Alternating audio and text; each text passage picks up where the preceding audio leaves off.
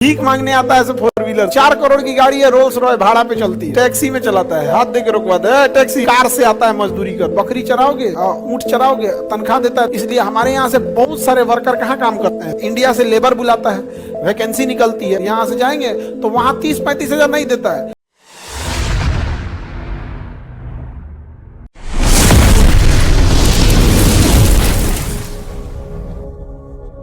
अरब में तेल है, भरपूर है, गैस भरपूर भरा हुआ है, जनसंख्या है नहीं कोई दिक्कत, और सोने का विशाल भंडार है, सोना का, सोना सोना। बताइए हम लोग के यहाँ जमीन खोदिए दारू का बोतल निकलेगा, यहाँ पे क्या है, सोना।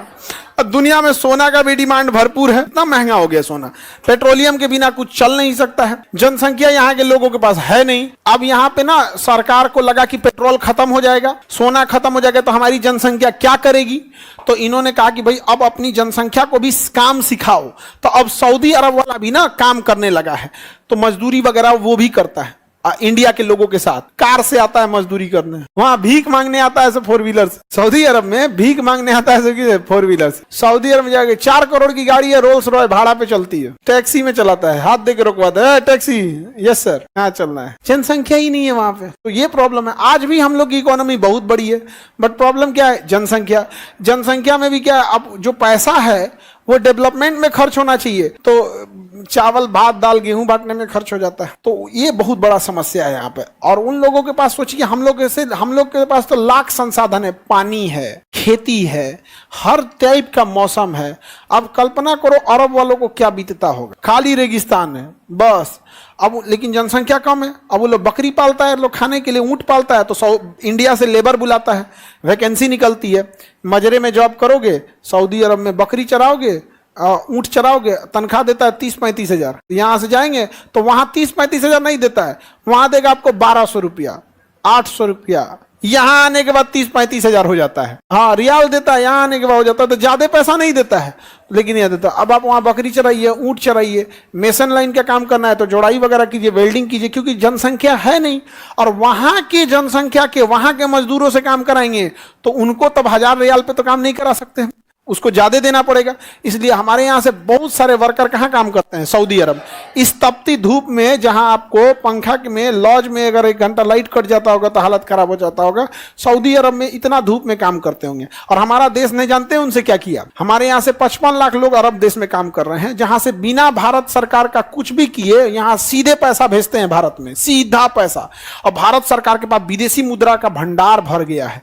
दुनिया में सबसे ज्यादा अगर कोई मजदूर कमा के पूरी दुनिया में पैसा भेजता है तो भारत में, पूरी दुनिया में। और हमारे सरकार उन्हें वोट डालने का अधिकार नहीं देती। मतलब कभी कभी मन करता है ना कि कंफ्यूज हो जाते हैं, दाहिना हाथ से तमाचा चलाएं कि बायां हाथ से। अरे भाई कभी मैं दोनों हाथ से मारे। भाई आज दुनिया टेक्नोलॉजी कहां चली गई है, उस व्यक्ति को बाई पोस्ट आप क्या कर दीजिए, उसका मंगा लीजिए, राजदूतावास है, एम्बेसी है, वहां आप ईवीएम मशीन लगा दीजिए।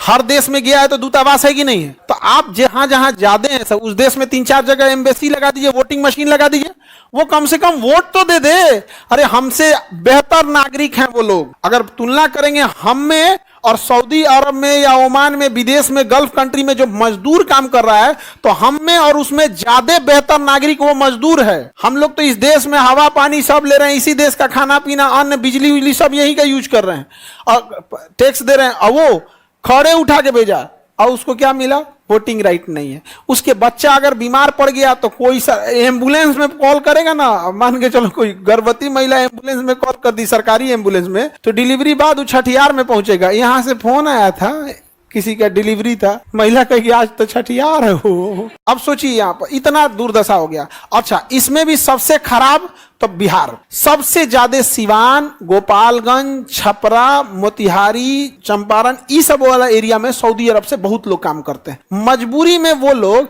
लखनऊ उतरते हैं। कहाँ उतरते हैं? लखनऊ उतरने के बाद अब ट्रेन में देखते हैं तो रिजर्वेशन है कि नहीं है, तब आते हैं बिहार में। समझा कि नहीं?